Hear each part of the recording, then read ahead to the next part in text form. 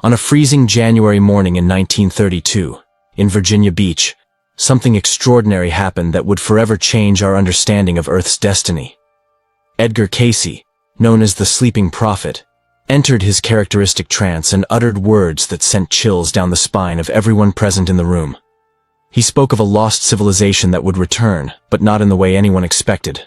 He said that Atlantis would emerge again from the oceans, but its return would be accompanied by a catastrophe that few could imagine. What no one expected was that this wouldn't be just another of his readings about past lives or medical cures. This revelation connected humanity's most distant past with a future that, according to Cayce, was already being written in the invisible forces governing our planet. During the Great Depression, when America desperately sought hope and guidance, Edgar Cayce offered more than spiritual comfort. His documented readings revealed truths about the cyclical nature of human civilization that challenged everything we knew about our history. But in 3 minutes, I'm going to reveal the most disturbing prediction he made about Atlantis' return and why it may be fulfilling itself right now. Cayce wasn't an ordinary man.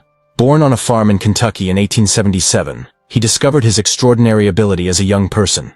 When he entered a self-induced trance state, he could access information that seemed to come from a source beyond ordinary consciousness.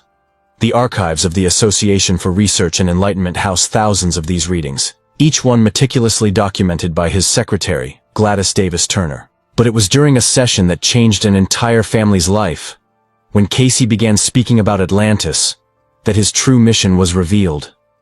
He wasn't just healing bodies or guiding lost souls. He was receiving information about cyclical patterns of civilization, about how the same souls returned in different eras to learn the same lessons they had failed to comprehend millennia before.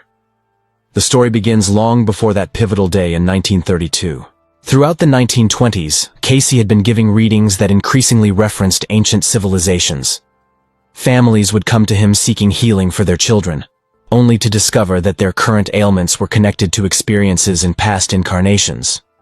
A young woman suffering from unexplained paralysis was told she had been injured in the final destruction of Atlantis. A businessman plagued by recurring nightmares learned he had been a priest in the lost civilization who had misused sacred knowledge for personal gain. These weren't isolated incidents. As Cayce's reputation grew, so did the consistency of his references to a technologically advanced civilization that had existed thousands of years before recorded history. But here's what made these readings different from typical past life regression. Cayce provided specific details about Atlantean technology, geography, and social structures that would later be corroborated by archaeological discoveries he couldn't have known about. According to Cayce's readings, Atlantis wasn't a myth. It was a real civilization that existed for thousands of years, reaching technological and spiritual levels that rivaled or surpassed our own. They mastered what Cayce called the universal force, an energy that could be used for both creation and destruction. This same energy that brought extraordinary prosperity to Atlantis also caused its final destruction. The civilization that Cayce described was unlike anything in our historical records. Atlanteans had developed what he called airships that could travel through both air and water. They used crystals not just for decoration, but as sophisticated energy storage and transmission devices. Most remarkably, they had learned to harness what modern physicists might recognize as zero-point energy, the quantum vacuum energy that exists even in empty space. But with great power came great corruption.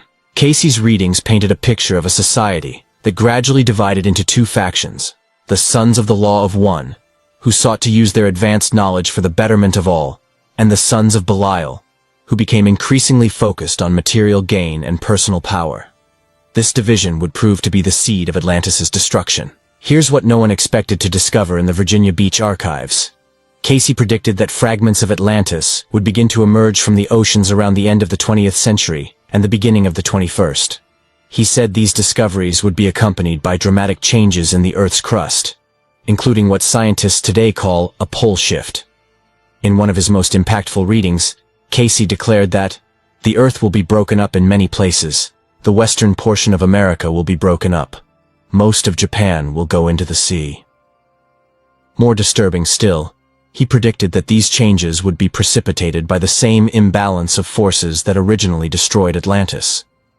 The precision with which his predictions began to manifest is truly spine-chilling. In recent decades, underwater archaeologists have discovered enigmatic structures on the ocean floor that defy conventional explanations. Simultaneously, scientists have documented a concerning acceleration in the movement of Earth's magnetic poles. Dr. Stefano Maus from the American National Geophysical Data Center confirmed that the magnetic North Pole is moving toward Siberia at unprecedented speed. This discovery would forever change our understanding of our planet's stability, exactly as Cayce had predicted decades before we had the technology to measure these phenomena. But the story goes much deeper than simple predictions coming true.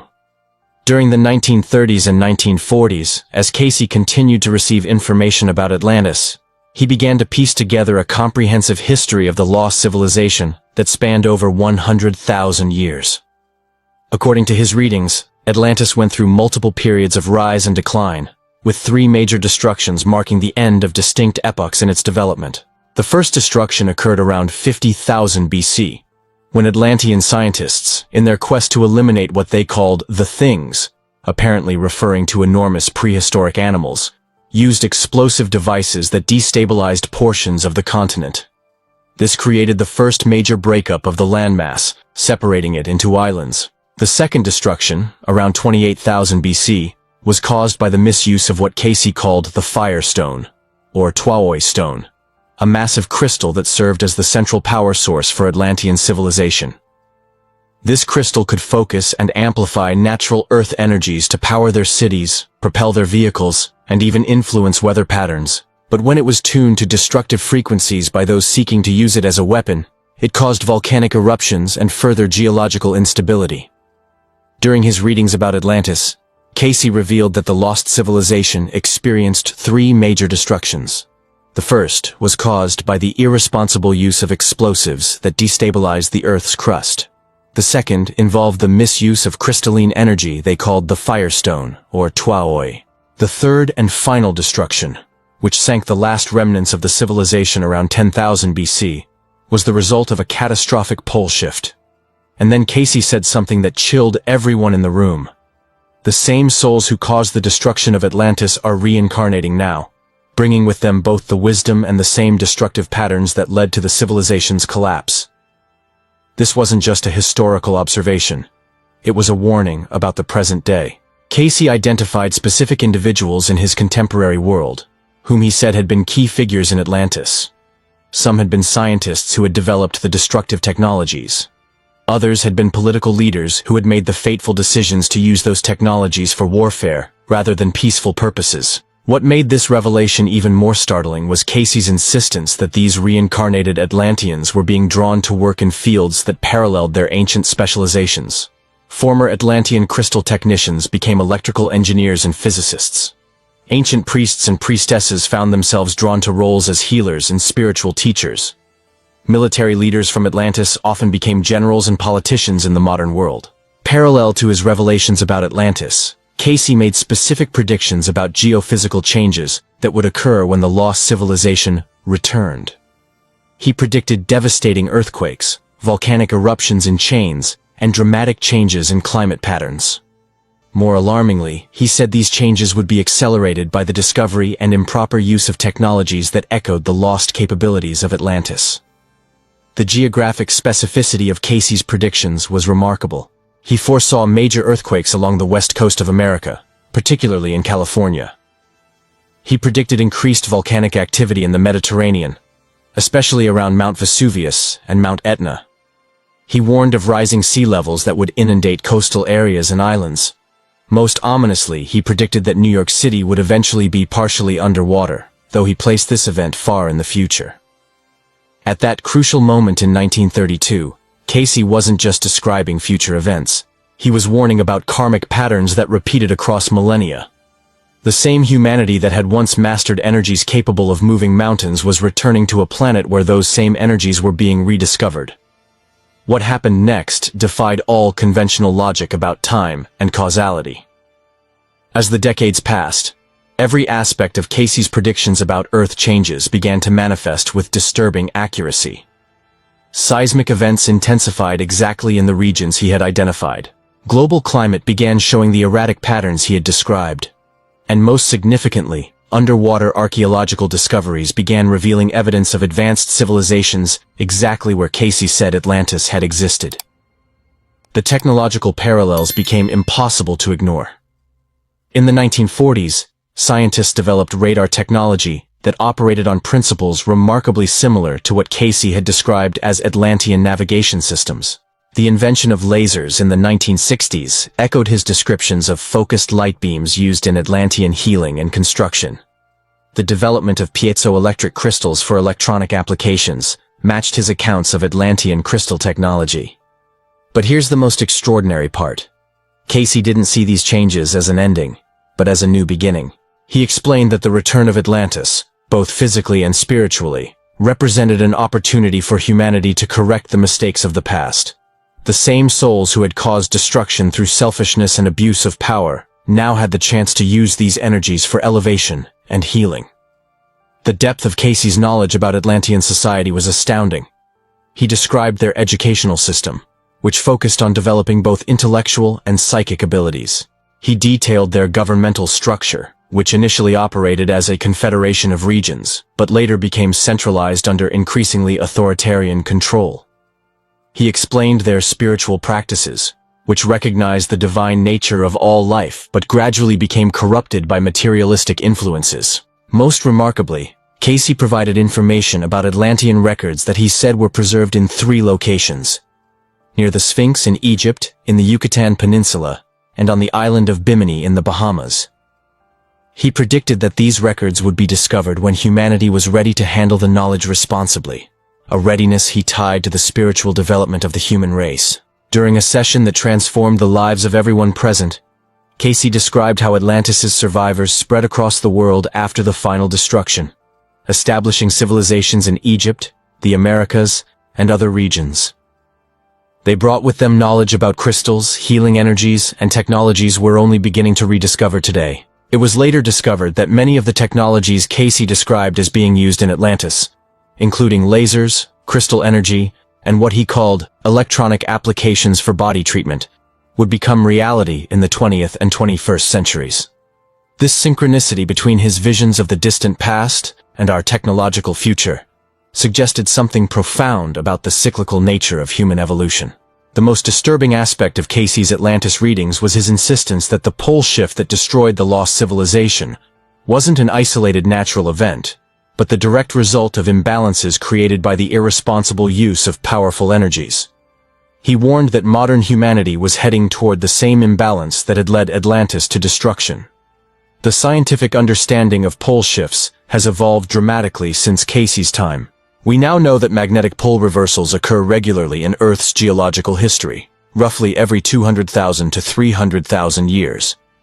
However, our planet hasn't experienced a full reversal in about 780,000 years, making us overdue by conventional estimates.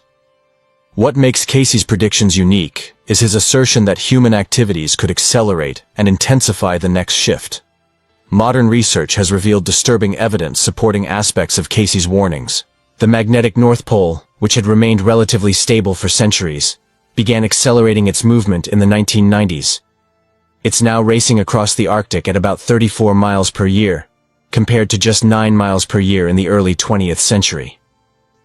This acceleration coincides with increased human technological activity, particularly in electromagnetic fields and nuclear energy.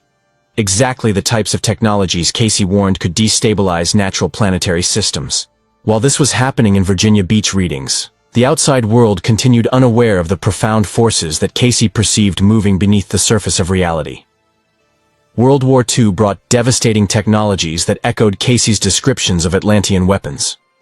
The nuclear age that followed seemed to validate his warnings about humanity's self-destructive potential. For the first time in documented history, we had access to energies capable of altering the very structure of matter. Exactly the kind of power Cayce said had been available in Atlantis.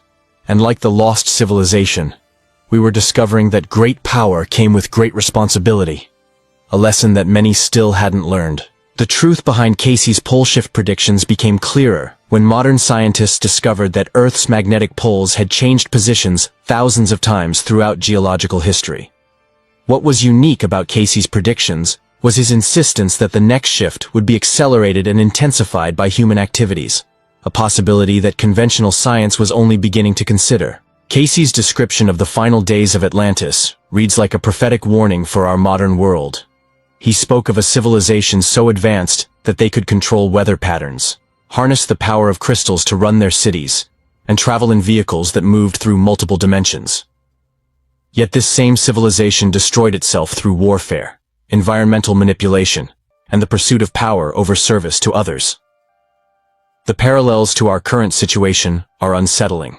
We live in an age where weather modification technologies exist, where crystals are used in virtually all our electronic devices, and where theoretical physics explores concepts like parallel dimensions and quantum travel.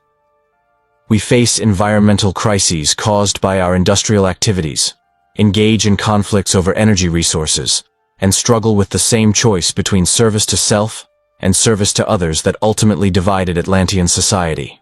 But Cayce offered more than apocalyptic warnings. He provided a roadmap for navigating through the coming changes. According to his readings, those who developed their spiritual abilities and aligned with higher purposes would naturally be guided to safe locations and situations that would protect them during Earth's transformations.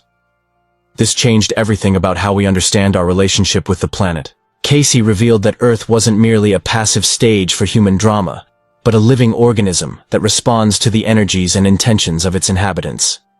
The geophysical changes he predicted were, in essence, necessary adjustments to restore lost balance. The concept of Earth as a living entity isn't merely metaphorical in Cayce's worldview. He described the planet as having its own consciousness, its own evolutionary path, and its own relationship with cosmic forces. Human civilization, in this understanding, is part of Earth's evolutionary process, and major geophysical changes occur when the planet needs to rebalance itself in response to the collective consciousness of its inhabitants. Most extraordinary of all was how Cayce connected past cataclysmic events with present growth opportunities. He explained that every soul who had lived during the Atlantean era carried within themselves both memories of past mistakes and the potential to transcend them. The return of Atlantis, therefore, wasn't just a physical event, but a collective awakening of consciousness. Cayce's readings suggested that the souls incarnating during our current era had specifically chosen to return at this time to work through unresolved karma from their Atlantean lifetimes. This explained why so many people feel drawn to ancient mysteries, alternative healing methods, and technologies that seem to echo forgotten knowledge. It also explained the accelerated pace of technological development in the modern era. We're essentially remembering and recreating technologies we once knew. The psychological implications of this teaching are profound. If Cayce was correct, then many of the challenges we face as a species, environmental destruction, warfare, the misuse of technology, aren't new problems but recurring patterns we've failed to resolve across multiple lifetimes. However, this also means we have the accumulated wisdom of those experiences to draw upon in finding solutions. In his final readings on the subject, Cayce painted a picture of hope amidst seemingly dark predictions. He saw that Earth's changes, however challenging they might be, would serve to unite humanity in a common purpose. The same technologies and energies that could cause destruction could also be used for healing on a planetary scale. This discovery would forever change our understanding of the purpose of global crises. Instead of viewing climate change, natural disasters, and geophysical instability as evidence of a world out of control, we can understand them as opportunities for humanity to mature spiritually and assume its responsibility as guardians of the planet. Cayce described a future where humanity would develop what he called the Christ consciousness, not as a religious concept, but as a level of awareness where individuals recognize their connection to all life and take responsibility for their impact on the collective. He saw the coming Earth changes as a catalyst that would force humanity to either evolve to this higher level of consciousness or face the consequences of remaining trapped in selfish, destructive patterns. The timeline Cayce provided for these transformations spans from the late 20th century through the first half of the 21st century. He indicated that the most dramatic changes would occur during a period he called the Tribulation, not as divine punishment, but as the natural consequence of humanity's choices finally coming to full manifestation. Today, as we witness increasing signs of Earth changes, From the erratic behavior of magnetic fields to underwater archaeological discoveries that challenge our understanding of history, Cayce's words resonate with prophetic urgency. Are we really witnessing the return of Atlantis? And if so, will we have the wisdom to avoid repeating the mistakes that led to its destruction? The evidence continues to mount in ways that would have seemed impossible during Cayce's lifetime. Satellite imagery has revealed massive underwater structures in locations he identified as former Atlantean territories. Advanced sonar mapping has discovered what appear to be artificial constructions on the ocean floor near Bimini, exactly where Cayce said Atlantean records would be found. Perhaps most significantly, the timeline for these discoveries aligns remarkably with Cayce's predictions. He said that evidence of Atlantis would begin to emerge around the turn of the millennium, when humanity reached a level of technological capability that would allow such discoveries. The development of deep-sea exploration technology, satellite mapping, and underwater archaeology in the late 20th century created the tools necessary to find what had been hidden beneath the oceans for millennia. But the physical evidence is only part of the story. Cayce emphasized that the real return of Atlantis would be spiritual and consciousness-based rather than merely archaeological. He predicted that individuals would begin to remember their Atlantean incarnations, leading to a renaissance of ancient knowledge adapted for modern times. This aspect of his predictions may be manifesting in the widespread interest in alternative healing, crystal therapy, energy work, and consciousness expansion that has characterized the past several decades. The explosion of information about chakras, meditation, remote viewing, and other psychic phenomena mirrors the spiritual technologies that Cayce said were commonplace in Atlantis. Modern quantum physics has begun to provide scientific frameworks for understanding phenomena that Cayce described in his Atlantean readings. Concepts like non-local consciousness, quantum entanglement, and zero-point energy offer potential explanations for the advanced capabilities he attributed to the lost civilization. The field of consciousness research has similarly evolved to explore questions that would have been considered purely mystical in Cayce's era. Studies of near-death experiences, reincarnation memories, and psychic phenomena have provided empirical data supporting concepts that form the foundation of Cayce's worldview. Edgar Cayce's legacy offers us both a warning and a promise. He warned us about the dangers of repeating destructive patterns from the past, but also assured us that we have the power to choose a different path. The return of Atlantis doesn't have to be a catastrophe. It can be the birth of a new era of consciousness and planetary responsibility. Each day brings more evidence validating aspects of Cayce's visions.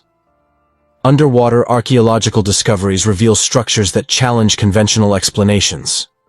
Changes in Earth's magnetic field accelerate in ways that concern scientists.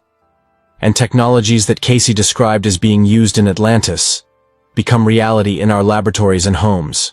The question of whether we're experiencing a literal pole shift remains open to scientific debate, but the evidence suggests that significant changes in Earth's magnetic field are already underway.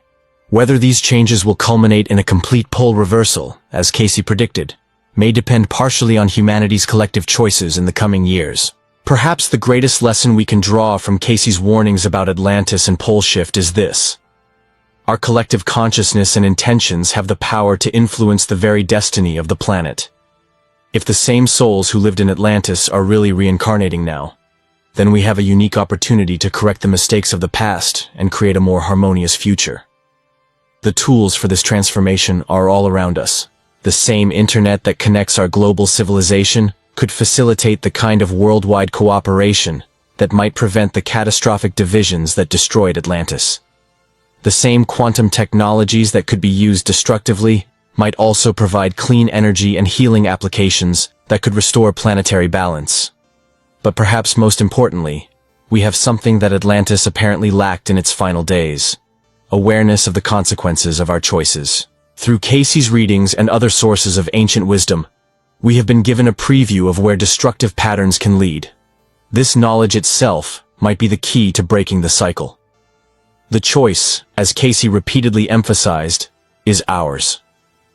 We can choose to repeat the patterns that led to Atlantis's destruction, or we can choose to apply the lessons learned through that tragedy to create a civilization that serves both human needs and planetary well-being. As we stand at this crossroads in human history, with technologies capable of either unprecedented destruction or miraculous healing at our disposal, the relevance of Edgar Cayce's warnings about Atlantis becomes crystal clear. The question isn't whether change is coming. It's already here. The question is whether we'll meet these changes with the wisdom of ages or the ignorance of those who refuse to learn from history. The return of Atlantis, in whatever form it takes, offers us the opportunity to prove that humanity can evolve beyond its destructive patterns. It invites us to become the kind of species that could handle advanced technologies responsibly, that could live in harmony with the natural world, and that could recognize the sacred nature of all life. How will you respond to this call? How will we, as a global civilization, choose to write the next chapter in the long story of human consciousness? The legacy of Edgar Cayce suggests that these aren't just philosophical questions. They may be the most practical and urgent questions of our time. If these revelations about the return of Atlantis and Earth's changes have touched your soul, perhaps it's time to explore more deeply the teachings of Edgar Cayce. His wisdom offers not just insights into our past and future, but practical tools for navigating through the transformations that lie ahead. The knowledge he brought through his readings continues to serve as a beacon of guidance for those seeking to understand their purpose in these extraordinary times. In 1935, a man in deep trance at Virginia Beach made a statement that sent chills through everyone present. Russia will become the hope of the world through religious freedom. While Stalin ruled with an iron fist and persecuted any form of spirituality, Edgar Cayce was predicting something impossible. 56 years later, the Soviet Union crumbled, and Mikhail Gorbachev introduced glasnost, allowing religious freedom for the first time in decades. This wasn't just an extraordinary coincidence. It was one of hundreds of precise predictions that made Edgar Cayce the most documented psychic in modern history. But here's what nobody expected. Cayce's predictions weren't vague generalities that any charlatan could invent. They were specific statements, with dates, names, and details that completely defied the logic of his time. During a session in March 1939, 6 months before the invasion of Poland, Cayce entered his altered state of consciousness and began speaking about great conflicts that will sweep the world in the coming years. The secretary recording his words was confused when Cayce described a war that will last until 1945. At that moment, World War II hadn't even officially begun, and few imagined that a global conflict could extend for so long. What makes this even more extraordinary is that Cayce never studied international politics. He was a simple photographer from Hopkinsville, Kentucky, who barely finished elementary school. Yet his readings contained geopolitical analyses that would make any international relations expert envious. But that wasn't all. In the same 1939 reading, Cayce made an even more shocking prediction. He described a great leader from the East who would fall from power, and his empire would crumble from within. At the time, Hitler seemed unstoppable, and the idea that any Eastern power would collapse seemed impossible. Yet Cayce was describing the eventual downfall of Imperial Japan with uncanny precision, naming specific details about how the rising sun would be extinguished by fire from the sky. A chilling preview of Hiroshima and Nagasaki that wouldn't occur until 6 years later. In one of his most impactful readings from 1932, Cayce was asked about the future of war-torn Europe. His response left everyone puzzled. There will be a great division. A curtain will fall, separating East from West. But this separation will not last forever. It will fall when Russia finds its true spiritual mission. Winston Churchill wouldn't coin the term Iron Curtain until 1946, 6 years later. And the literal Iron Curtain, the Berlin Wall, wouldn't be built until 1961, 21 years after Cayce's prediction. During that same 1932 reading, Cayce made another statement that seemed utterly impossible at the time. He described how Germany would be divided like a torn garment, and how 2 separate nations would emerge from one. The secretary recording these words couldn't have imagined that Germany would be split between East and West for nearly 50 years, with families separated by barbed wire and concrete barriers. Even more remarkably, Cayce predicted the exact method of Germany's eventual reunification. He described how the wall of separation would not be destroyed by war, but would crumble when the people themselves rise up in peaceful revolution. In 1989, exactly as Cayce had foreseen, ordinary citizens with hammers and pickaxes brought down the Berlin Wall, not armies or explosives. But wait until you hear what Cayce revealed about the United States. In 1943, during the height of World War II, when America was emerging as a global superpower, Cayce made a prediction that sounded like science fiction to his contemporaries. He described a time when Americans would be more divided than ever before, questioning their own institutions and fundamental values. He spoke of a great polarization that would test the very soul of the nation, and a period when truth would be contested like battlefield territory. Anyone living in America today instantly recognizes this description. But in 1943, the United States was experiencing unprecedented national unity. Democrats and Republicans fought side by side against fascism. The idea of extreme political polarization seemed impossible. In that same 1943 reading, Cayce went further, describing how this division would manifest. He spoke of two Americas that would emerge, one clinging to traditional values and another embracing radical change. He predicted that information itself would become a weapon, and that people would live in separate realities, consuming different versions of truth. He described how families would be divided by beliefs more than they ever were by distance, and how neighbors would become strangers to each other. The accuracy of this prediction becomes even more startling when you realize that Cayce was describing the exact dynamics of social media echo chambers, partisan news consumption, and political tribalism, all 75 years before these phenomena emerged. What happened next defied all conventional logic about precognition and clairvoyance. During a documented session in the ARE archives from 1944, Cayce was specifically asked about the future of technology. His response included references to machines that would think like humans, and an invisible network that would connect all people in the world instantly. He described how people would carry small devices that would contain all human knowledge, and how distance would cease to exist for communication. Remember, this was said in 1944, when computers were room-sized machines used only by the military. The internet didn't exist even as a theoretical concept. Cell phones were pure science fiction. But Cayce, in a trance state, was describing with stunning accuracy the digital world of the 21st century. But Cayce's technological predictions went even deeper. He described how these devices would capture and preserve every moment of human experience, predicting the age of social media documentation. He spoke of artificial minds that would learn from human behavior, and warned of a time when machines would know more about people than they know about themselves, a chilling preview of today's data collection and artificial intelligence algorithms. He even predicted the dark side of this technological revolution. Cayce warned of invisible chains that would bind people to their devices, describing how humans would become addicted to constant stimulation and instant gratification.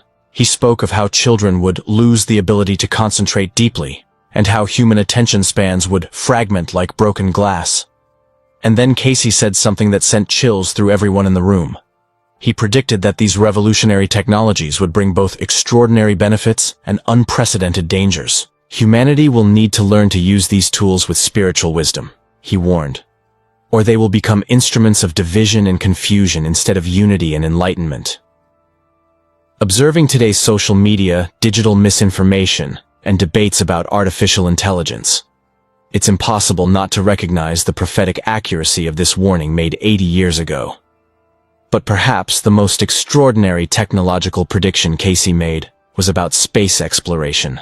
In 1942, when rocket technology was in its infancy and space travel existed only in comic books, Cayce described humans walking among the stars and establishing colonies beyond Earth. He predicted that within 75 years, humans would set foot on other worlds, and that the heavens would become a new frontier for human expansion. Neil Armstrong stepped onto the moon in 1969, just 27 years after Cayce's prediction. Today, as private companies plan Mars colonies and space tourism becomes reality, Cayce's vision of humanity's cosmic destiny continues to unfold exactly as he foresaw. But here's where the story becomes truly extraordinary. Cayce's predictions weren't just about external events. They contained a consistent pattern that revealed something profound about the nature of human consciousness and our capacity to perceive the future.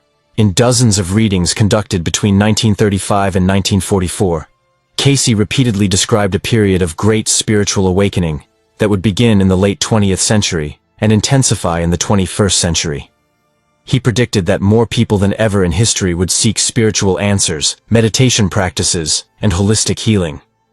He spoke of a time when the ancient wisdom of the East would meet the pragmatism of the West, creating a new spiritual synthesis. When Cayce made these predictions, America was predominantly traditional Christian. Yoga was completely unknown. Meditation was practiced only in remote monasteries. Acupuncture was seen as primitive superstition.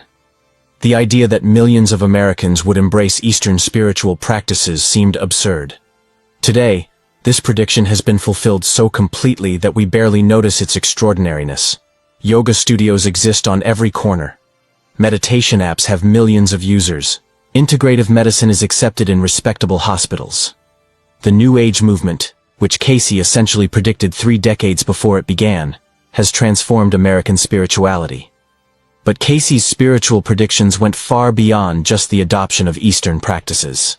He described how science and spirituality would converge, predicting the emergence of fields like consciousness research, quantum healing, and energy medicine.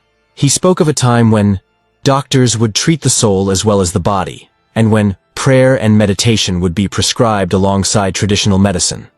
He predicted that churches would empty as people seek direct spiritual experience, and that organized religion would be transformed or replaced by individual spiritual exploration. He described how ancient sacred texts would be reinterpreted through new understanding, and how lost spiritual knowledge would be rediscovered.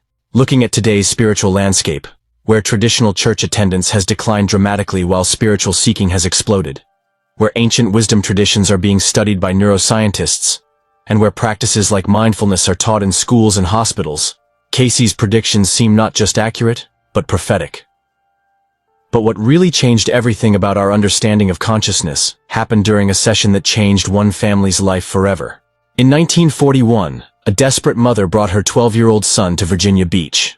The boy had been diagnosed with a rare neurological condition that was rapidly deteriorating. Multiple specialists had given up hope. But during his reading, Cayce did something that stunned everyone present. He not only described the exact nature of the condition, using medical terminology that wouldn't be discovered until 20 years later, but also provided a treatment protocol that seemed to come from the future of medicine. The treatment involved a combination of osteopathic adjustments, specific dietary changes, and something Cayce called vibrational therapy, the use of sound frequencies to heal damaged neural pathways. In 1941, the idea that sound could heal brain tissue was considered pure fantasy. Today, we know it as neurofeedback therapy, a respected treatment used in hospitals worldwide. 3 months after following Cayce's protocol, the boy made a complete recovery. But here's what nobody could have predicted. That same boy would grow up to become a leading neuroscientist, pioneering research into consciousness and the brain's ability to heal itself. His work, directly inspired by Cayce's reading, would help thousands of people worldwide. This case revealed something crucial about how Cayce's abilities actually worked. He wasn't just seeing the future, he was accessing what he called the Akashic Records, a field of information that contained the complete history and potential future of every soul. This wasn't fortune-telling, it was consciousness, accessing a higher dimension of reality. But the medical predictions went far beyond individual cases. In a series of readings from the early 1940s, Cayce described revolutionary medical discoveries that wouldn't emerge until decades later. He predicted that light would become medicine, describing laser therapy before lasers existed. He spoke of medicines that would target specific parts of the body without harming the rest, predicting targeted drug therapies and personalized medicine. He described how doctors would look inside the body without cutting it open, predicting MRI and CT scan technology. He spoke of artificial organs that would replace damaged ones, and machines that would breathe for people whose lungs had failed, accurately describing organ transplants and life support systems. Most remarkably, Cayce predicted that diseases would be prevented by understanding their energetic causes, and that healing would occur by restoring the body's natural energy patterns. Today, energy medicine and biofield therapies are gaining recognition in mainstream medical institutions, exactly as Cayce foresaw. During the Great Depression, when families were losing everything, Cayce provided guidance that went far beyond predictions. In a reading that would prove prophetic for millions of Americans, He described how economic hardship would ultimately lead to a spiritual renaissance in the country. He predicted that people would discover that true wealth comes not from material possessions, but from the development of the soul and service to others. But Cayce's economic predictions were even more specific. He described cycles of boom and bust that would continue throughout the 20th and 21st centuries, each one teaching humanity valuable lessons about the true nature of abundance. He predicted that paper wealth would prove to be illusion, and that real security would come only from spiritual development and community cooperation. He described how technology would eliminate many jobs, but create new opportunities for creative expression. He predicted that work would become more meaningful as machines took over repetitive tasks, and that humans would rediscover their purpose as spiritual beings having a physical experience. Looking at today's discussions about automation, universal basic income, and the future of work, Cayce's economic visions seem remarkably prescient. This discovery would change forever our understanding of what's possible for human consciousness. Cayce revealed that every person has the potential to access these higher levels of awareness. In countless readings, he emphasized that psychic abilities aren't supernatural gifts reserved for a chosen few. They're natural capacities of human consciousness that can be developed through meditation, prayer, and selfless service. He predicted that by the early 21st century, millions of people would be experiencing psychic phenomena as a normal part of their lives. Intuition would be recognized as a valid form of intelligence. Dreams would be understood as a gateway to higher wisdom. The boundaries between science and spirituality would begin to dissolve. Looking at today's world, where meditation is mainstream, intuitive decision-making is valued in business, and quantum physics is revealing the interconnected nature of reality, Cayce's predictions seem not just accurate, but inevitable. But Cayce went even further in his descriptions of humanity's psychic evolution. He predicted that telepathic communication would become common, and that distance healing would be practiced worldwide. He described how intuitive diagnosis would supplement traditional medical examination, and how psychic archaeology would uncover lost civilizations. He predicted that children would be born with memories of past lives, and that near-death experiences would become widely reported and studied. He described how communication with those who have passed on would become accepted, and how the veil between dimensions would grow thinner. Today, research into telepathy, remote healing, medical intuition, and past life memories is being conducted at respected universities worldwide. Near-death experience research has become a legitimate scientific field. Mediumship is studied by consciousness researchers. Each of these developments fulfills specific predictions Cayce made decades before they emerged.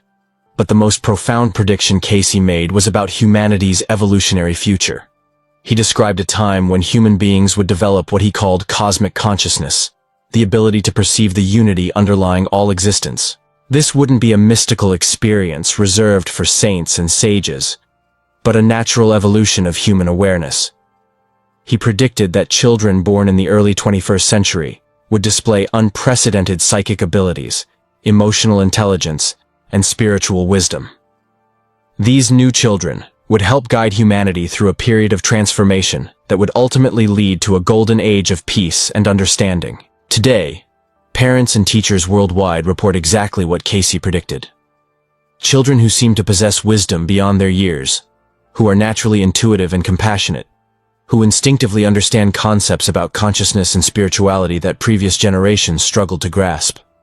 But Cayce's most startling predictions concerned the physical changes that would accompany humanity's spiritual evolution. He described how the earth itself would undergo transformation, and how new lands would rise from the sea, while others would disappear beneath the waves. He predicted shifts in the planet's magnetic field, and changes in weather patterns that would force humanity to adapt. He described how these earth changes would coincide with humanity's awakening to its cosmic destiny.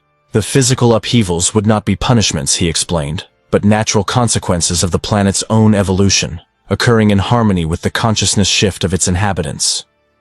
Cayce predicted that safe lands would emerge where spiritually awakened communities would thrive, while areas dominated by materialism and greed would experience the greatest disruption.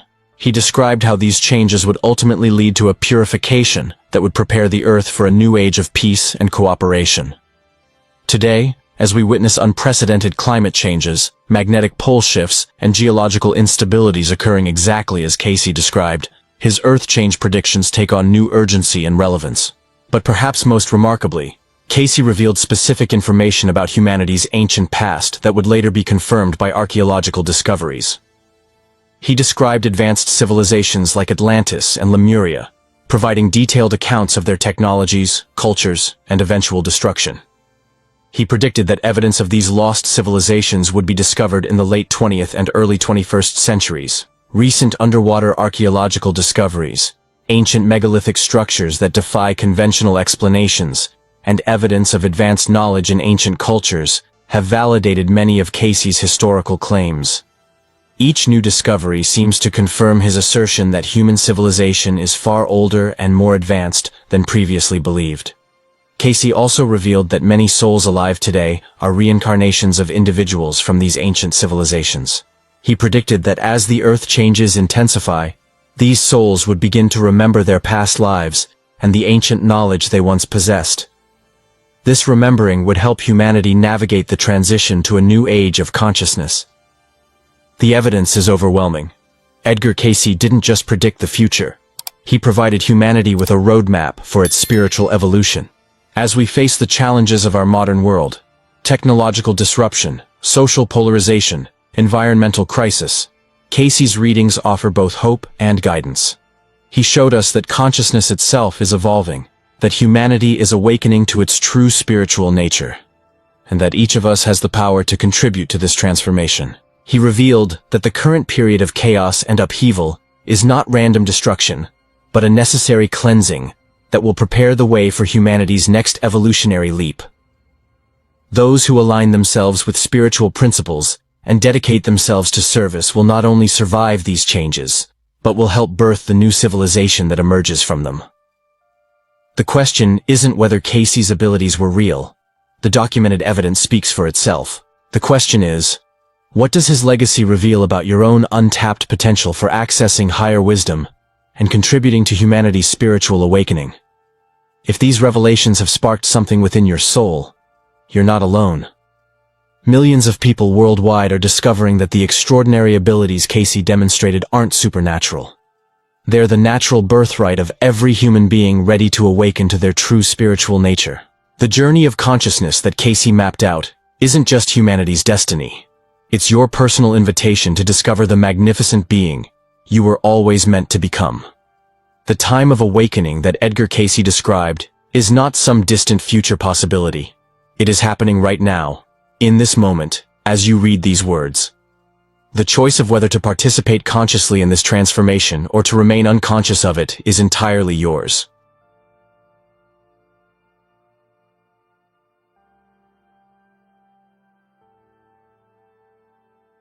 Edgar Cayce once warned that the greatest war humanity would ever face would not be fought with armies, tanks, or bombs. He said it would be fought within the human heart, in the choices of every nation, and in the destiny of our planet. This, he explained, was the true Armageddon, a spiritual confrontation between light and darkness, between selfishness and love, between forgetting God and choosing to live by the Christ Spirit. In one of his most striking readings during the Great Depression, Cayce said the world was standing at the edge of an age where the forces of materialism, greed, and division would try to dominate. But he also reminded that hope was stronger, that faith in Christ could change everything. That is why this message matters to us today, because what Cayce saw nearly a century ago is unfolding before our eyes. Before I take you deeper into what he revealed, let me ask you something. If this content speaks to your soul, remember to like this video. Share it with someone who needs to hear it, subscribe, and leave a comment below about what you think this spiritual Armageddon really means. I will mark every comment with a little heart, because this is more than a channel. It's a community walking this journey together. In a session that shook the lives of a family in Virginia Beach back in the 1930s, Cayce was asked what the Bible truly meant when it described Armageddon. He answered calmly, in his deep trance, that it was not about one single battlefield, but about a period in which each soul would be tested, He explained that the war of wars was taking place in how people chose to treat one another, in how nations acted toward peace or conflict, and in whether humanity would remember the laws of God or fall into chaos. He spoke of the temptations that would grow stronger, hate disguised as justice, greed presented as progress, and fear leading people to turn against each other. Yet at the same time, he said there would be a rising force of compassion, service, and unity, led by those who lived with the Spirit of Christ in their hearts. For Cayce, Armageddon was not destruction for the sake of destruction. It was a chance, a turning point where humanity could choose the path of light and enter an era of renewal. During the Second World War, when despair covered the world, Cayce gave another prophetic insight. Families came to him broken, soldiers were dying overseas, and fear was everywhere. In one of those sessions, Cayce explained that these wars were only a shadow of the larger battle. He said that while bombs might destroy cities, the real danger was when people let hatred destroy their souls. He warned that the forces of darkness do not come dressed as demons, but often appear as ideas, movements, or even leaders who promise greatness but pull people away from God. The true enemy, Cayce said, was forgetting the divine laws of love, mercy, and truth. Yet he never left his words in despair. He constantly repeated that the Christ within us was stronger than any shadow, and that even in times of destruction, those who chose love would become lights for the world. This is why Cayce's vision of Armageddon was not a prophecy of fear. It was a call to awaken, to understand that the war we fight is not only around us, but within us. Cayce's warnings still echo today, almost as if he had seen into our century.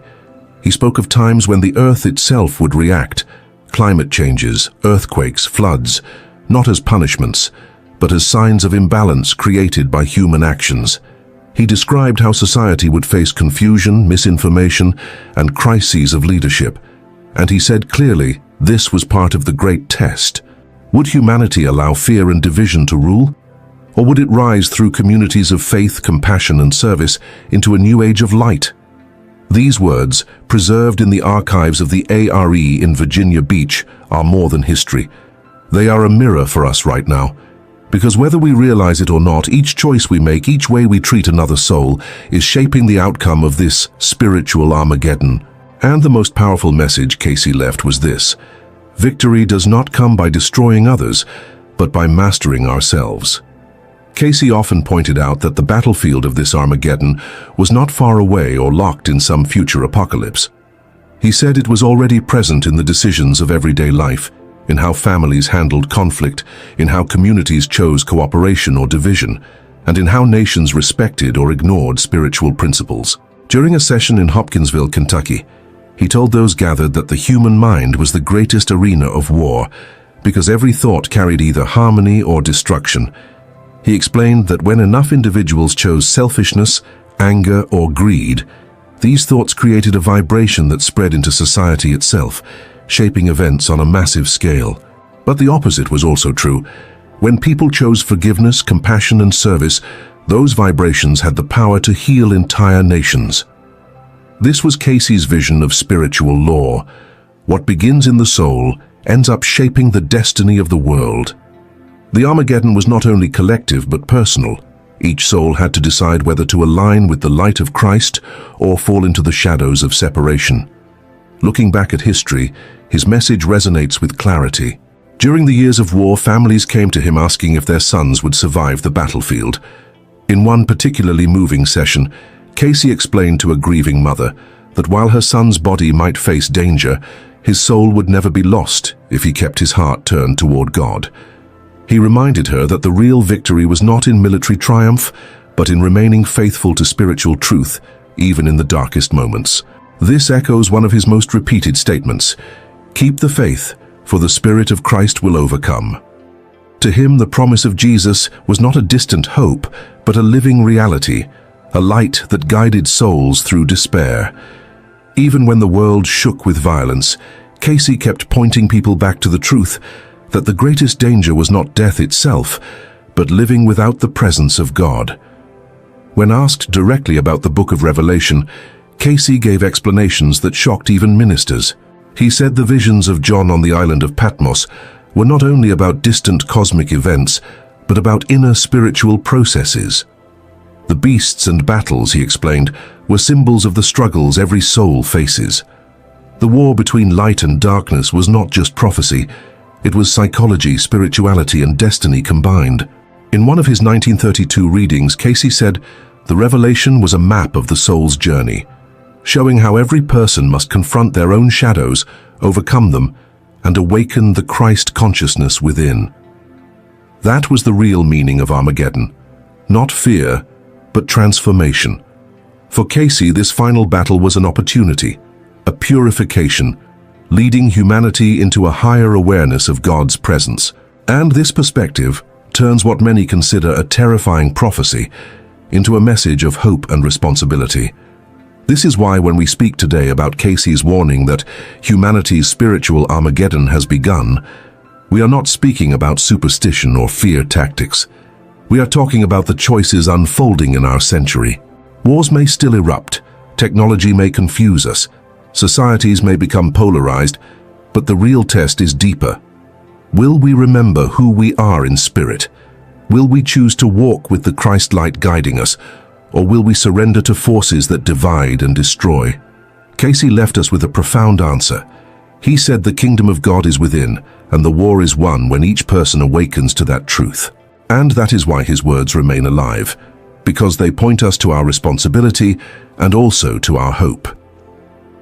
Cayce explained that if humanity chose the path of darkness, if nations insisted on greed, oppression, and violence, the consequences would not come as punishment from God, but as natural results of imbalance. He foresaw the earth itself responding to human disharmony, with upheavals in nature, the shifting of climates, and the shaking of foundations in society. During the years of the Great Depression, he warned that when fear and selfishness dominated, entire economies would collapse because the spiritual law of giving and service was ignored. He saw that wars would continue if people failed to learn that every soul is a brother or sister, carrying the same divine spark.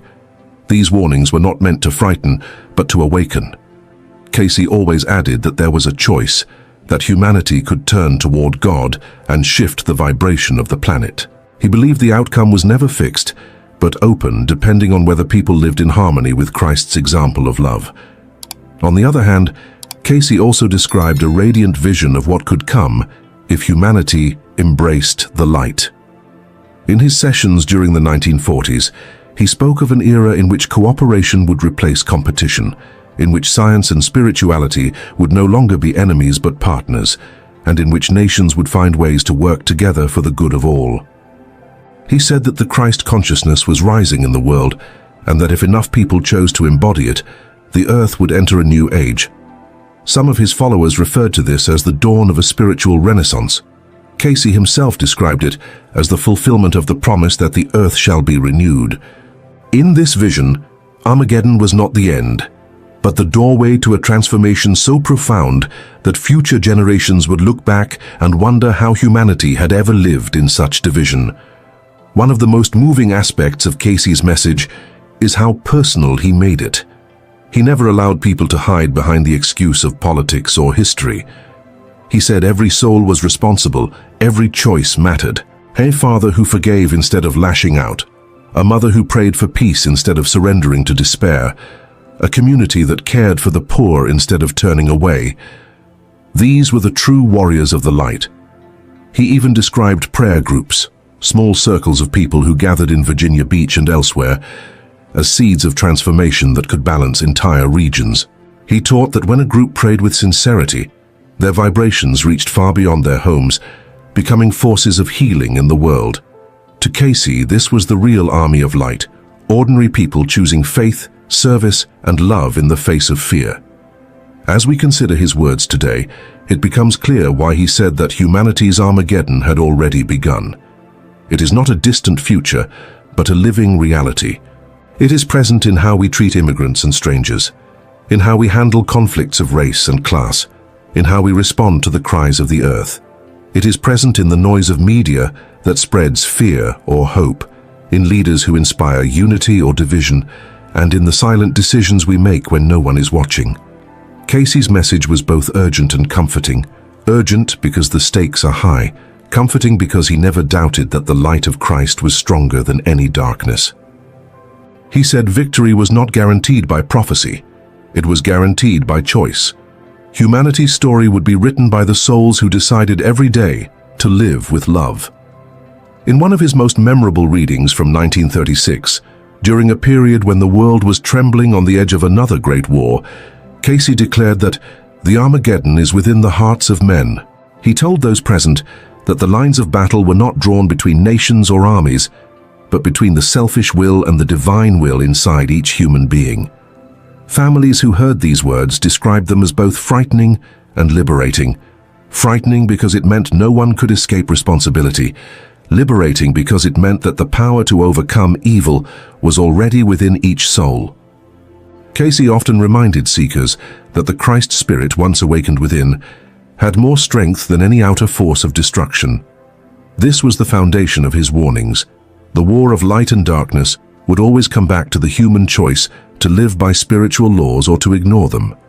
Another documented moment that carried enormous weight happened during the Second World War, when soldiers' families gathered in Virginia Beach seeking comfort. Cayce entered trance and spoke about the meaning of the suffering unfolding across the globe.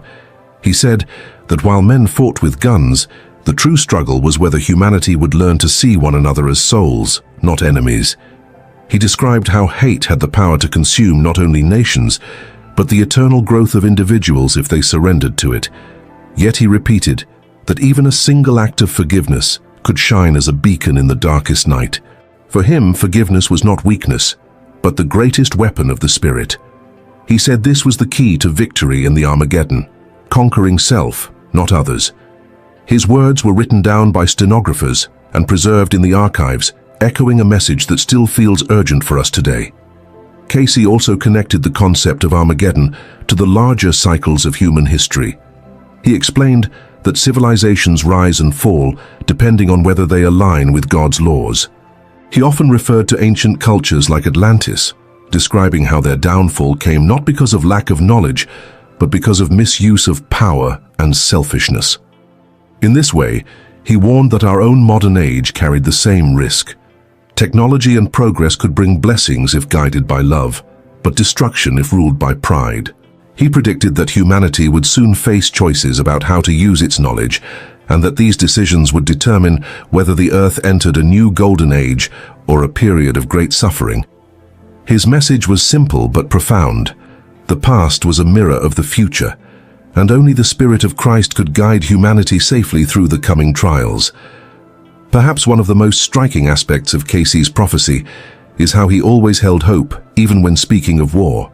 He never left people in despair. In the midst of the Great Depression, he told a group in Kentucky that although the world seemed to be collapsing, these crises were opportunities for souls to awaken. He explained that hardship often forced people to look beyond material security and rediscover their connection with God. For Cayce, every collapse was also a chance for renewal, every war a chance for souls to prove their faith, every dark hour a stage for light to shine brighter. He framed the Armageddon not as the destruction of humanity, but as the testing ground where humanity could finally remember its divine origin. This is why his words resonate so deeply, because they call us not to fear the end, but to live with courage in the present. Cayce's foresight extended into what we are living today.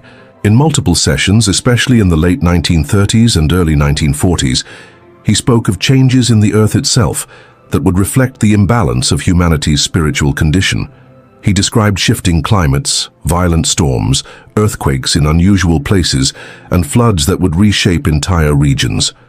While many at the time dismissed these words, his followers preserved them in the archives at Virginia Beach. Now, looking at the natural crises of our century, these warnings feel like echoes from the past. Cayce stressed that these were not punishments from a wrathful God, but natural consequences of humanity's disharmony. When human thoughts, actions, and collective energy stray too far from divine laws, the earth itself mirrors that imbalance. He called it the law of cause and effect, written not only in the soul, but in the fabric of creation. But Cayce did not stop with environmental predictions. He also spoke about social upheaval that would test nations and communities. During one of his sessions, He mentioned that humanity would face times of deep division, where lies and confusion would spread easily and trust in leaders would collapse. He warned that the greatest threat was not an external enemy, but a world where people no longer recognized truth from falsehood. To him, this was a sign of the spiritual Armageddon, the battlefield of the mind, where deception could enslave entire populations if they abandoned their inner connection with God. At the same time, he said that in these moments of crisis, groups of sincere seekers would rise. He spoke of circles of light forming around the world, people gathering not with weapons but with prayer and compassion, becoming the counterbalance to the forces of darkness. In one particularly powerful reading, Cayce emphasized that America had a unique responsibility in this struggle. He said that the destiny of the United States was not in military power or wealth, but in demonstrating that a nation could live by spiritual principles. He explained that if America lost sight of its motto, "In God we trust," it would suffer deeply. But if it remembered its spiritual foundation, it could inspire the entire world. This message was given during wartime, yet it still applies to us today in times of polarization and conflict. Cayce's point was clear. Every nation and every soul within it would be measured not by words, but by actions rooted in love and service. That is what determined whether one stood on the side of light or darkness. These insights reveal why Cayce said humanity's Armageddon had already begun. We see it in natural disasters, in broken trust between people, in wars that repeat lessons never learned, and in the rise of both fear and hope. Yet he constantly urged that the Christ spirit within us is more powerful than any shadow. He asked people to live it daily, through forgiveness, kindness, prayer, and service. For Cayce, this was the true armor of light, and he believed that even in the most chaotic times, those who carried this spirit would not only survive, but become guides for others. His words remind us that Armageddon is not a prophecy of doom, but a call to awaken. The final battle is not a distant event. It is the choices we make every single day. Cayce never ended his messages with fear. He always lifted people toward a vision of hope. In his view, the outcome of the spiritual Armageddon was not destruction but renewal, if enough souls chose the light. He described a future in which compassion would shape governments, in which science and faith would work hand in hand, and in which the Spirit of Christ would awaken across the globe. He saw the possibility of a world where service to others became the foundation of society, where healing was both spiritual and physical, and where humanity finally understood that we are all connected through the divine. This vision was not a fantasy for him, it was the natural result of spiritual law. Just as selfishness creates division, love creates harmony, and when humanity collectively embraces that harmony, a new age begins. He said this would be the true victory of light over darkness, the fulfillment of the prophecy, not of destruction, but of transformation. In one of his later readings, given during the difficult years of war, Cayce urged people not to despair over the suffering they saw. He said that even the darkest times were birth pains of a greater era. He compared humanity's struggle to a soul being born into higher awareness. Pain was real, conflict was real, but so was the promise of renewal. He assured his listeners that Christ's presence was not only a comfort, but an active force guiding the world toward peace. For Cayce, the victory of the light was certain in the eternal sense, because God's plan could not be defeated. The only question was how long it would take humanity to choose it. His message was urgent.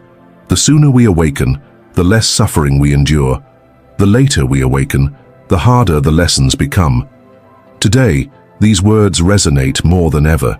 We see division, crisis, and fear, but also countless examples of compassion, sacrifice, and unity. We live in the very tension Cayce described, a humanity pulled between light and darkness. And yet, his readings remind us that we are not powerless observers. We are participants in this story, and every choice we make carries weight. This is what makes his warning both sobering and inspiring. The fate of humanity is not written in stone, it is written in our actions, our thoughts, our prayers. If the spiritual Armageddon has begun, then each of us is a warrior in it, not with weapons but with the strength of the soul. So now I turn the question to you. In your own life, How do you see this battle between light and darkness playing out? Do you feel the struggle within your choices, your relationships, your community? Leave your reflections in the comments because I will mark each one with a heart, and together we can build a circle of light, just as Cayce envisioned. And if this message has moved you, support this channel by liking the video, sharing it with friends, and subscribing so we can keep bringing forward these forgotten truths. The Armageddon Cayce spoke of is not about fear, it is about awakening. And the more of us who awaken, the faster the world moves into the age of light he foresaw. That is the legacy of Edgar Cayce, not doom but hope. Not the end, but the beginning of a greater story for humanity. The end of the world has already begun, but not the way you think. Those were the hidden words behind Edgar Cayce's most misunderstood prophecies. When people asked him if humanity would face destruction, he never spoke of fire or wrath. He spoke of awakening. He said the world would not end in chaos, but in revelation, a moment when truth would burn away illusion, when the earth itself would rise into a higher vibration of spirit. Cayce warned that before this rebirth, humanity would pass through storms, both physical and spiritual, because the soul of the world must be cleansed before it can be renewed. But his message was never one of fear. It was a call to remember who we are, divine beings, capable of transforming darkness into light through faith, service, and love. He said the end times are not a punishment, they are the labor pains of a new creation. If you've ever looked at today's world, the wars, the confusion, the despair, and wondered if we are nearing the final chapter, this message is for you. Cayce revealed that the end is not destruction, but correction. Not the death of Earth, but the birth of the new Earth.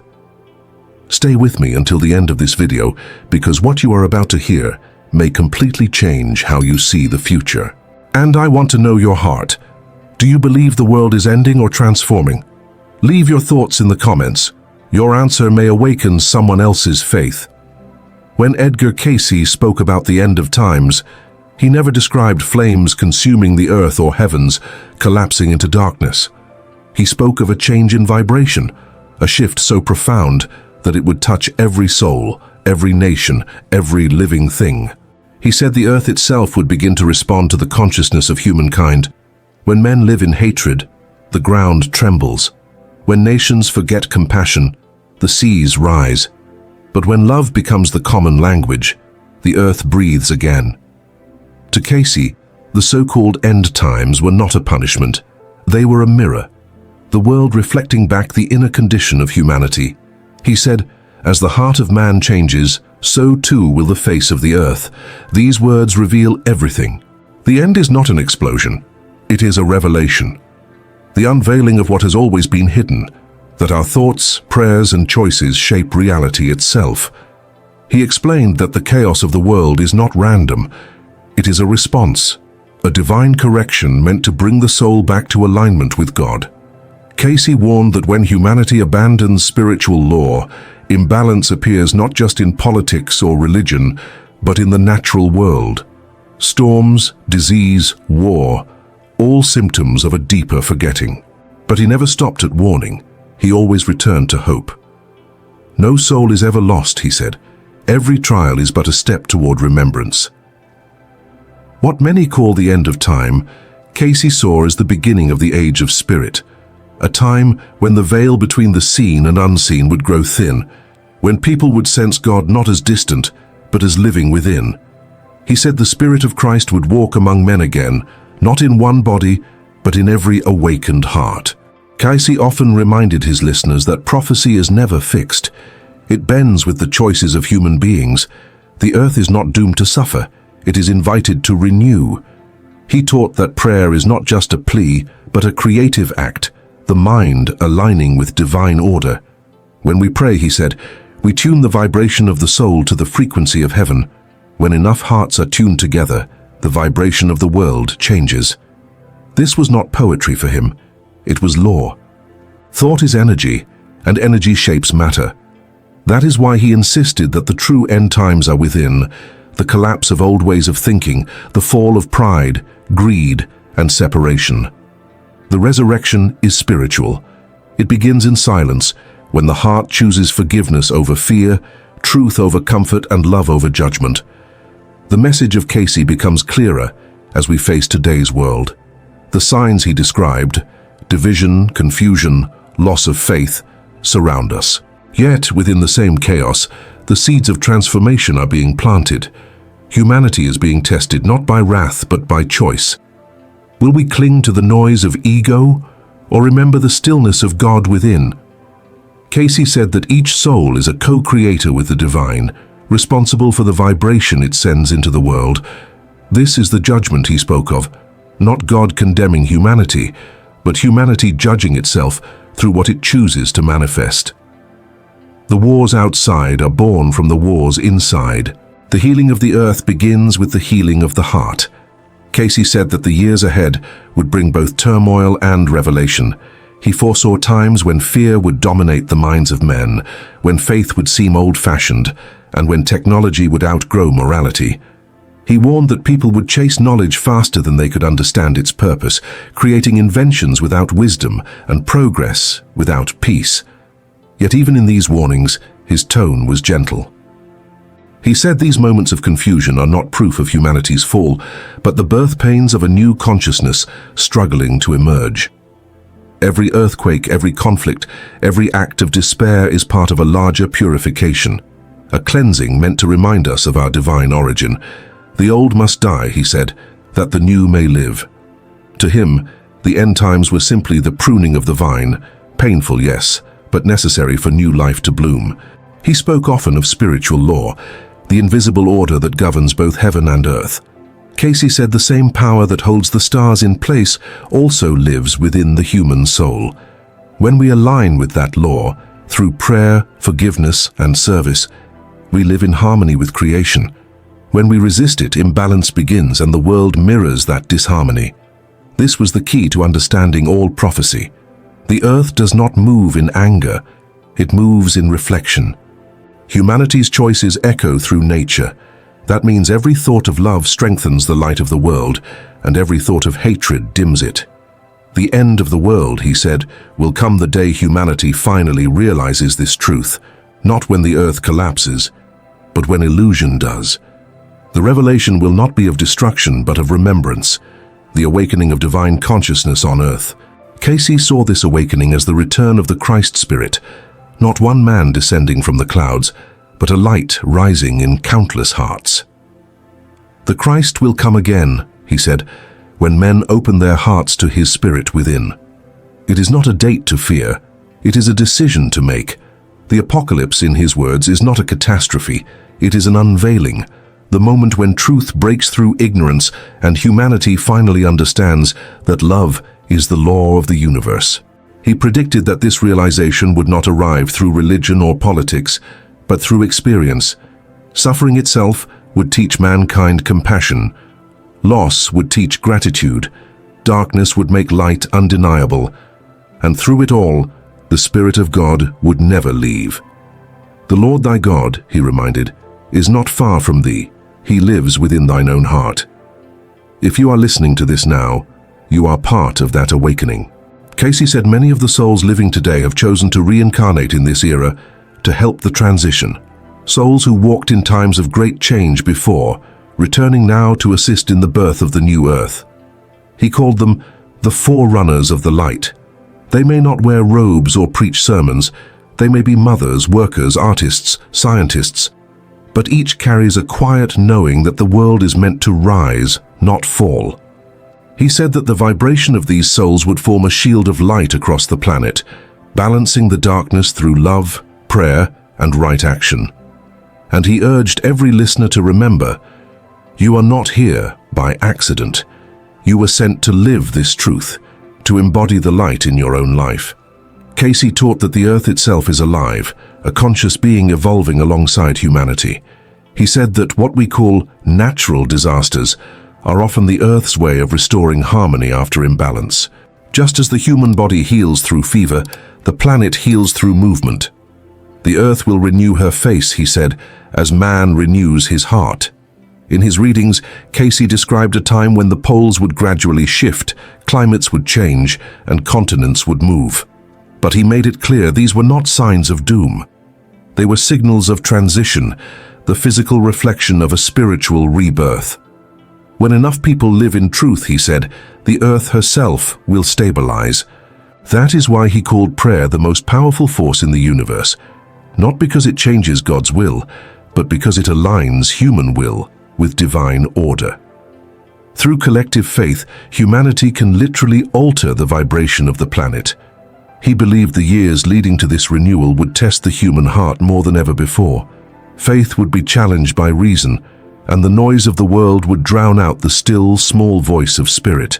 Yet, he said, this silence within chaos would become the doorway to awakening. Out of the dust shall rise the light, Cayce promised.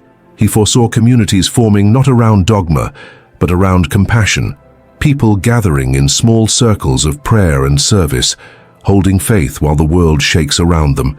He called these groups the lights of the world and said they would anchor the spiritual energy of the new earth. They would not belong to one religion, but to one truth, that God lives within every soul and that the highest act of worship is love in action. Cayce's prophecy was clear. Humanity's destiny is not fixed. The timeline of renewal depends on the vibration we choose to sustain. Heaven waits for your decision, he said. Every act of kindness, every moment of forgiveness, every prayer for peace speeds the coming of the new earth. He believed that as more people awaken, the collective frequency of the planet will shift, thinning the veil between worlds. Communication with the divine will become natural again, through intuition, dreams, and stillness.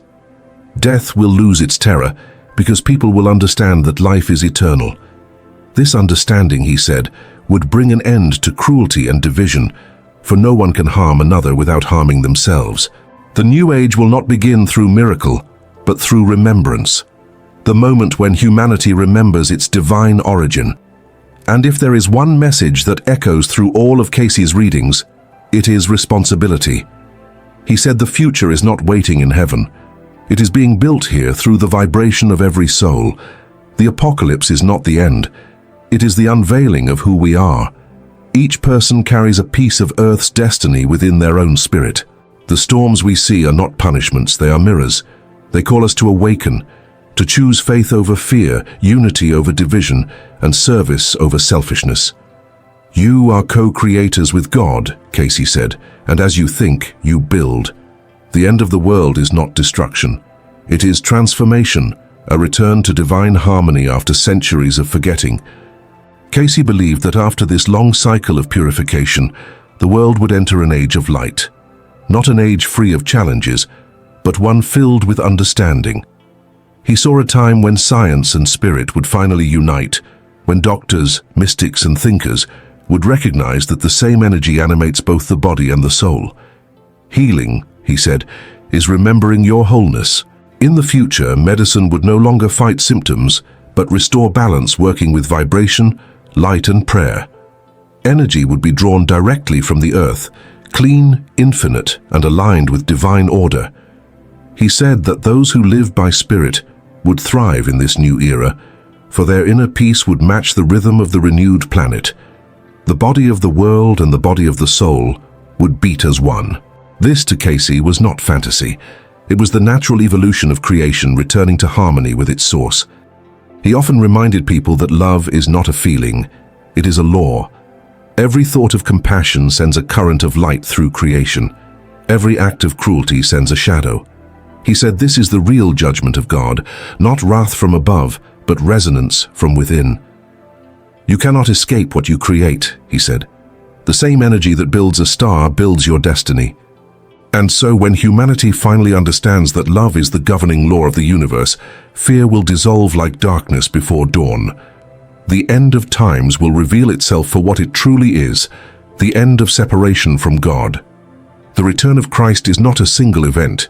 It is the awakening of Christ consciousness within each soul. The words, "Thy kingdom come," will no longer be a prayer for someday, but the realization that the kingdom has always been here, waiting for us to live by it. In his later readings, Cayce described the children of the new earth, souls who would be born carrying an innate awareness of the divine. They would see beyond illusion, sense truth without words, and naturally reject greed, violence, and deceit. These souls, he said, would not come to preach but to remind. Their vibration alone would lift others into remembrance. Parents of such children, he advised, must nurture faith rather than fear, allowing them to keep their natural connection with God intact. Teach them truth by living it, he urged, because the example of one life aligned with spirit can awaken thousands. Cayce saw these generations as the builders of a new civilization, one not powered by conquest or money, but by cooperation and inner light. If you are still here listening, take this moment to breathe and reflect. Cayce said transformation does not begin with governments or prophets. It begins with one heart remembering love. Each time you forgive, pray, or choose peace over pride, you take part in the creation of the new earth. This is not metaphorical, it is energetic law. The vibration of your soul joins a current that shapes the destiny of the planet. So if this message resonates with you, take a second to like this video, subscribe, and leave a comment sharing what you believe the new earth means to you. Your voice may be the light someone else needs to find faith again. Cayce often returned to the story of Atlantis as a warning and a mirror.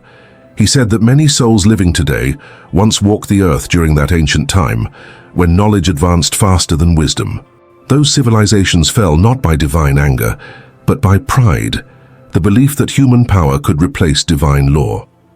He warned that the same temptation would appear again in this age: science without spirit, progress without conscience, intelligence without compassion. Yet he also said that this time the outcome could be different. Humanity has the chance to remember before repeating the fall. The same souls who once misused light are being given the chance to use it for healing. The same minds that built weapons can now build bridges. Cayce's prophecy was not that history would repeat, but that souls would evolve, that the memory of loss would awaken wisdom. The lesson of Atlantis, he said, is simple. Creation belongs to God alone. When we use knowledge in service of love, the earth flourishes. When we use it in service of pride, the earth responds with correction. He described the coming age as a bridge between worlds, a period when the spiritual and the physical would merge.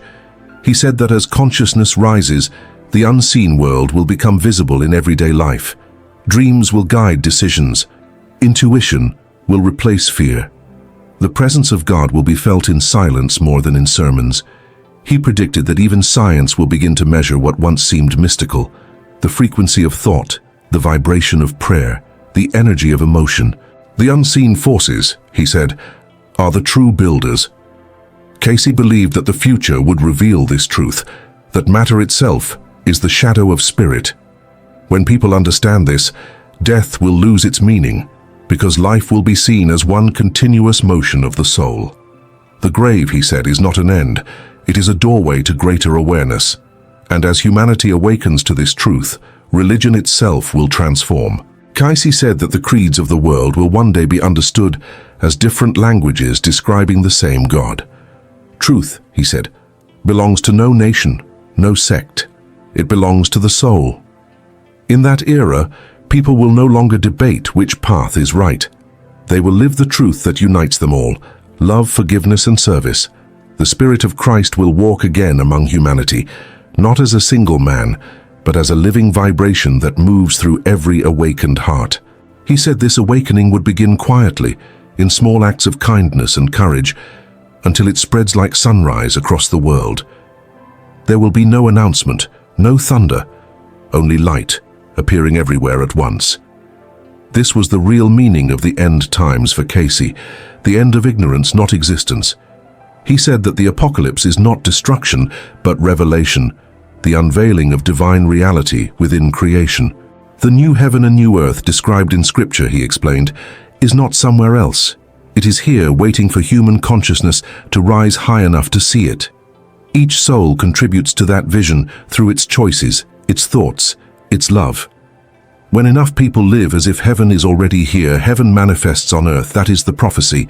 That is the invitation. The end of the world is not the fall of humanity. It is the moment humanity finally remembers who it really is, the image of God in motion. Cayce's vision of the new earth always returned to one truth: that heaven and earth are not separate, only out of harmony. He said that the transformation of the planet depends entirely on the inner transformation of the soul. When enough hearts remember God, the very elements of creation will realign. As within, so without, he repeated. This was not metaphor to him, it was divine physics. He believed that thought is the architect of matter, and love is the master frequency of creation. In the age to come, this will no longer be theory but experience. Humanity will witness the tangible effect of consciousness upon reality. The storms of the world will quiet as minds become still. The skies will clear as hearts forgive. And peace will no longer be a hope, but a vibration that every soul can feel. He said that the children of God are not meant to escape the world, but to sanctify it. Each act of compassion, no matter how small, adds light to the grid of the planet. You are channels of His blessing, he told his listeners. Let the light of the Christ shine through you. Cayce reminded that Jesus did not come to save humanity from the earth, but to awaken humanity to the divine presence within it.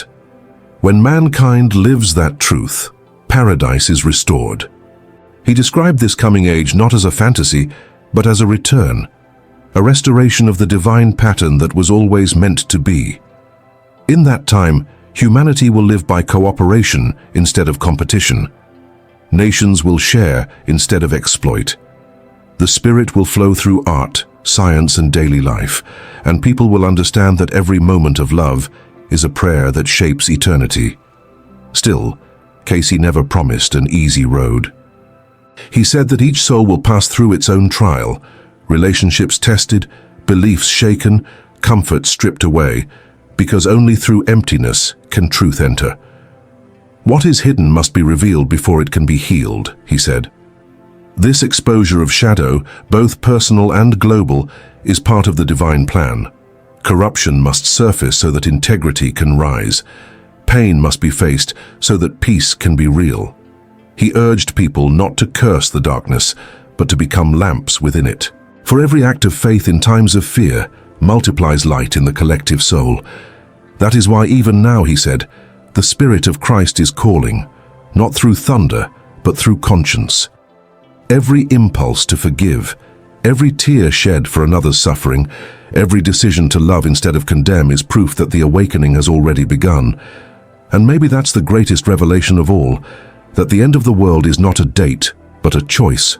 Each moment of grace delays destruction and hastens rebirth. Each soul that chooses to live in alignment with God becomes part of the divine architecture of the new earth. Cayce ended many of his readings with a promise. The Spirit of truth shall rise where least expected. Even now, as humanity faces confusion and fear, this prophecy unfolds quietly in hearts that refuse to surrender to despair. The end is not coming from the outside. It is awakening from within. The world will not perish, it will remember. So hold the faith, be the light, and let love be your prophecy, because the future Cayce saw is not waiting. It is forming right now through you.